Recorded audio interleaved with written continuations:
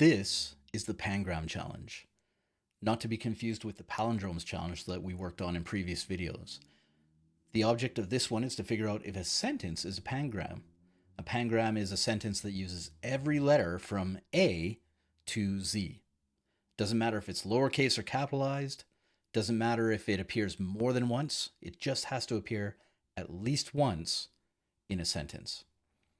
This isn't my challenge. This is something that I picked up from exorcism.org, and they have tons of these different challenges for a whole bunch of different languages. The cool thing about exorcism.org is that you can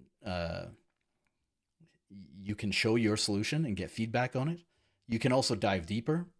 Today, I'm going to be exploring solutions that I came up with, but maybe later on you come back and you see how I did, how I compared to other people. So some cool stuff there. To jump in, we do have a function down here called isPangram.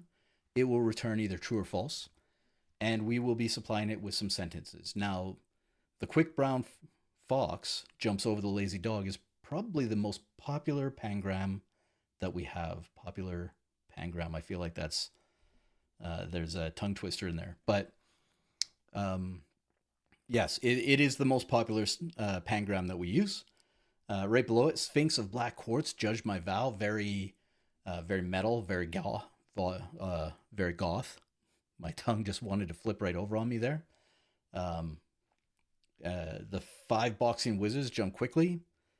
I'm not sure why wizards are dueling it out that way, but okay. And pack my box with 5 dozen liquor jugs. Somebody is destined for a good time, right? And of course, our final test case, this is definitely not a pangram. There is no Z in there as an example, which means that one should be false. The rest of these should all be true if we've done it right. Right now, they're all returning undefined because any function that returns nothing is undefined. So here we go. We are going to start off by normalizing the data. So we're going to get this alphabet right here. And if I did this right, it is all 26 letters. We're going to change it into a format that we can actually use. So just like this, make it a string and split it. Split, not spit, split. There we go. We're going to split it on an empty string, which is going to give us an array of every letter in there. There are a couple different ways of doing it. This is the way that I'm going to do it right now, and we can move on. The other part that we need to fix is the sentence. There are capital letters in here, so we need to account for that. Right here, we can change sentence. It'll let us do that. And we can set sentence.to lowercase, which solves that. Now we are actually ready to work. And just like all my other videos, I'm going to start with something that I consider to be very messy. And then hopefully we can reduce it down to something that is very elegant. Okay. So the messy part is a couple loops, just really basic for loops like this. We have for let I equal 0 and I is less than alphabet. Hopefully I spelled that right. Length. And of course we need to iterate on that. Okay. So there's our loop. We are going to do that twice. So I need to return here, paste it in. On the inside loop, we're going to change it to J's because that's what we do. We use I and J all the way over here. And it's not alphabet, it is sentence on the inside loop. So now we're ready. We can do some sort of an if in here, and we will. But what are we going to do? Okay. We are going to capture that as another array. So we should probably set up that array. We're going to call it found letters, just like this. Set it to an empty, not an empty object, an empty array. And later on, if this is true, then we will push into that. Okay. So found letters dot push, and we will be pushing something in a second. But what is our condition? Well, our condition is seeing if these two things are the same, right? So we want to know if alphabet.I is equal to sentence J. Okay, I said .I, but we need the square brackets in here. So if these two things are equal, then we're going to push this letter, alphabet I, into our new array because it's been found. Get rid of the question marks, paste it in. And the last thing we need to do is return. We return found letters. But we don't just want found letters. We want the length to be greater than or equal to 26, right? There's 26 letters. We don't care if there's more, but we certainly care if there's less, okay? This is going to fail, okay? If we run this right now, we're going to see that we get true across the board, unless I spelled something wrong. I forgot a dot. Let's try it one more time, run it. And we get true across the board because there are 26 letters in here, okay? There are more than 26 letters, so we are getting more than 26 letters, but we aren't getting the right 26 letters. So we need a little extra piece in here. And we do that with an extra condition. In this case, we want to go with found letters, okay?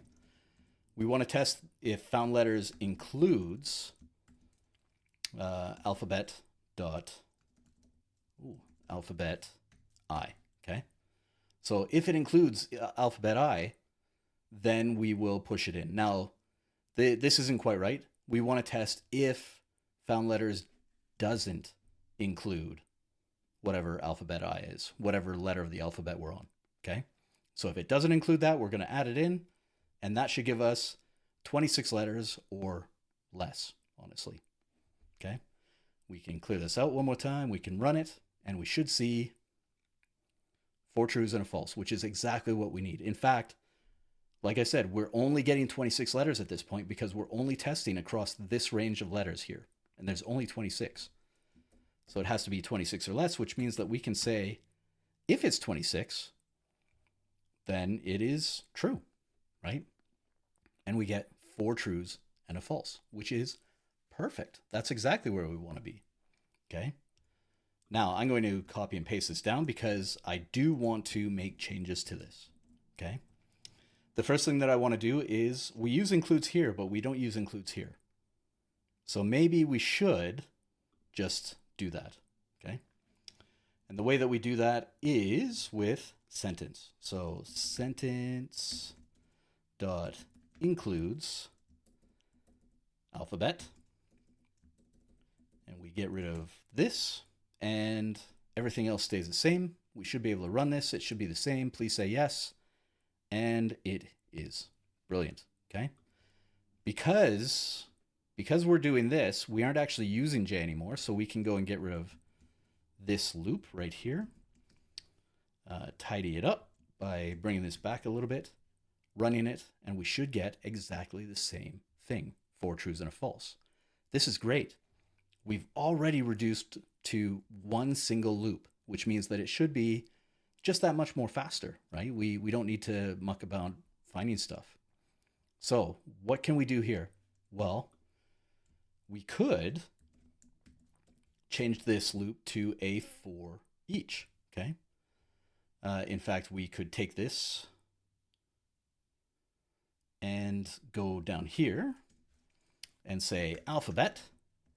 Since we are only iterating on the letters, there's only 26, so alphabet dot for each, just like this. We test for a letter, and if that letter is in there, we do the thing. Now, grab all of this, paste it right down here. We can now get rid of this for loop, and we can update these 3 things, multiple cursors for the win, to be letter.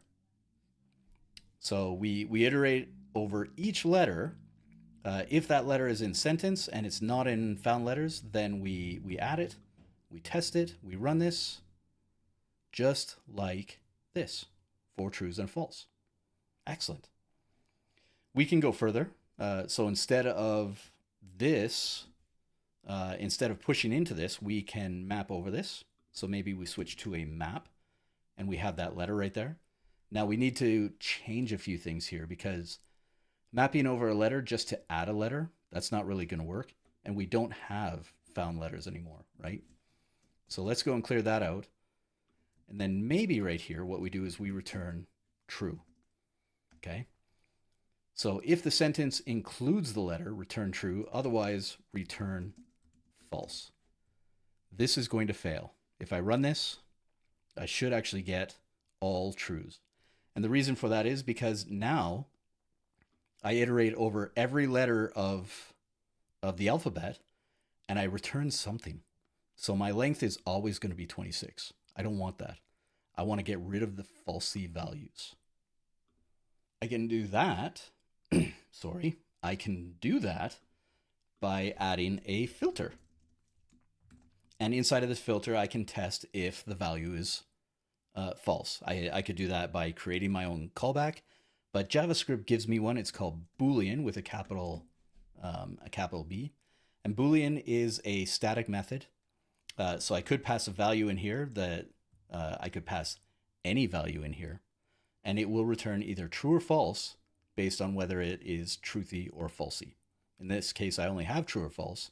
So every false value is going to be filtered out because that's how filter works. I don't need these. In fact, I don't want them. I just want the closing part. But now I should only get an array of trues. And now if I run this, clear this out, run it, I get 4 trues and a false, which is exactly what I want. The problem here is that I'm back to 2 loops, right? I have the map, I have the filter. Not really a fan of that. Let's go and change that up. So copy this, paste it out, move it down. Let's change this to reduce. Okay, I love using reduce here to reduce the number of loops. So I'm going to need an accumulator. I'm also going to need letter. I'm still going to need that. We could call this whatever we want. I'll leave it as letter for the moment. We can get rid of filter. I'm going to have an array as my accumulator. And now I'm going to push into this, okay? So if the accumulator has a thing, if the sentence includes letter, then we're going to go whatever that accumulator is plus the letter. Otherwise, we just return the accumulator, okay? So if the sentence includes that letter, right, we're only iterating over letters, so this is okay. If it includes that letter, then we drop it into our accumulator, which should be 26 when we're done, because we're only iterating on that. So clear, run, we get 4 trues and a false, okay? You might be tempted to put another conditional in here for making sure that the accumulator itself, whether or not it already has that value, it doesn't matter, okay? Because we're only iterating on alphabet. So that is useless. That should have also been outside if we wanted that. But that's not useful here. So this works quite well. We test the letter to see if it's in there. We add it to our accumulator if we do. If we don't, we skip it. All is good, okay? At this point, I want to go back to the for loop for a second, okay? And the reason that I want to go back to the for loop is to test another theory. So we've been using true or false here, but what if I use true or false with that loop? So if I go here and I grab all of this code with just our single loop, and I bring that down right here, uncomment it, and let's say that right in here, I went and returned false, okay? And down here, I return true, okay? Now, the test here is that we just want to know if sentence includes the letter. And if it does, we don't actually need this anymore. We can just get rid of all of that. But if it doesn't include the letter, okay? So if the sentence does not include whatever the letter is that we're testing, then we return early. And the reason that we have to switch to a for loop is because all of these higher order functions, They take a callback. It's a function inside of a function. And when you return from the inside function, you aren't returning from the outside function. So we had to back it out to the for loop. But now, if this works, we should be able to run this, and it should be 4 trues and a false. In fact, we can simplify this, copy this, comment it, paste it down.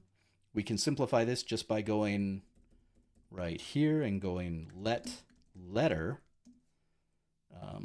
of everything else. So clear this out. For let letter of, if sentence doesn't include letter, then return false.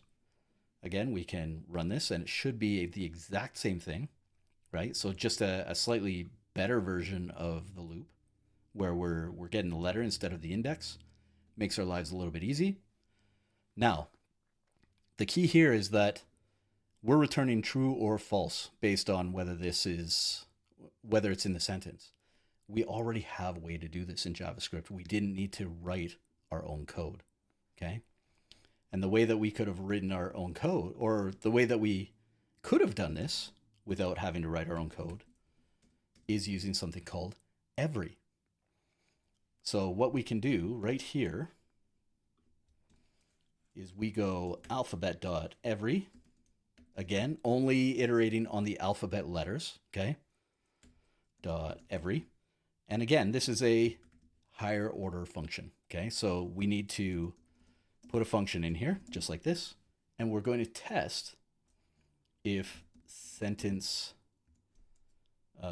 sentence.includes. Thank you. I was losing myself there for a second. Just like this, we're just taking this. Now, in this case, we don't need the not, okay? This is going to return true or false based on if that letter exists. So if it doesn't exist, it automatically goes to false. If every letter in alphabet is in that sentence, then it returns true, okay?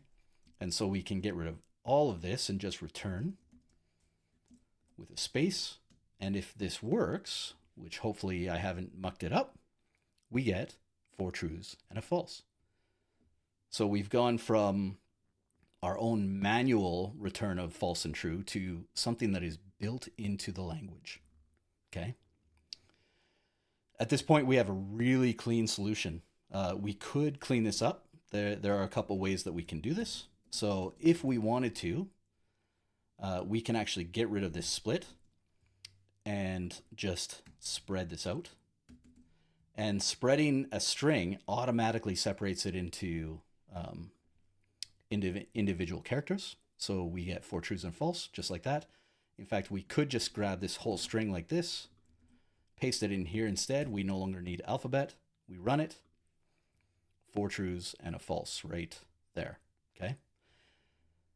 If I really wanted to, I could move lowercase into this sentence and have it as a one-liner, supposedly. I mean, it's a very long one-liner. I also don't see the value in lowercase in it on every single loop through the alphabet. So this being outside here actually feels like a better solution, okay? But I do want to leave you with one final idea. And the idea is, what if we could remove this string? What if we could write this string in a different way that's a little bit easier to manage? Okay, because I'm going to tell you, I recorded this earlier and I actually had forgotten the U. So I was about halfway through the recording and it wasn't working because I didn't have enough letters, right? So what if we could make that just a little bit better? And we absolutely can. We could, again, copy this, comment it, paste it down here, and we can flip this. So instead, we can just get the letters inside of this sentence. And we do that using a replace. So this is going to be the first step. We use a regular expression, and inside of here, we're going to do a range, which is going to be A to Z. Now, in this case, what we want to find is we want to find everything that isn't A to Z, and that's what this character does inside of these brackets. It says find anything that isn't A to Z. We do that globally. independent of any sort of capitalization or anything, right? It doesn't care about that. And then we get rid of them. So we've cleared out all of the periods, all the spaces. They're all gone. We've collapsed it down to nothing. Now, instead of all of this, we can set this, okay? So we can go new set on the sentence. And what that's going to do is it's going to collapse that array down to a set. A set is array-like. It's an object, not an object, but it's a list of unique values. So there can only ever be one A. There can only ever be one B. I don't know where it is in the set, which index it is, but it's in there, okay? And if it is in there, then we are okay. So right here, I can wrap this up so it executes early or executes, and then we can test against it. We want to get the length. Sets don't use length. They use size. I've gotten that one wrong a few times too. But again, comparing if there's 26, and at this point, we run it one more time, and we get 4 trues and a false. So one more option for getting it done. In fact, lots of options. If we go right back up to the top, the goal was to create a pangram. Not create a pangram, but to actually test if something is a pangram. We started very messy. We used 2 separate loops to test some things out. And then we figured out if our found letters was equal to 26, assuming that we had 26 letters. Then from there, we cleaned it up a little bit. So we switched some things out. We got rid of one of the loops. We did a for each on that, which we then changed to a map. The map needed an extra filter again, so now we're at 2 filters. So we changed that to a reduce, which allowed us to only get what we needed in a single loop. From there, we kind of went backwards a little bit and went back to the loop just to return true or false, so a different direction. Instead of getting the letters themselves, we're just getting truthy or falsy values and working through some stuff, right? So we worked on that a little bit to clean it up. We discovered that we wrote all this code kind of for nothing, right? Because JavaScript already gives us that with an every. And then we flipped it on its side by going to a set, right? So lots of different options in here to test out pangrams. And I'm sure that there are plenty more at this link, exorcism.org. Definitely worth a look. Did you come up with a solution that wasn't here? I'd definitely like to hear it. So hit me up in the comments or reach out. And yeah, looking forward to what you create. See you next time.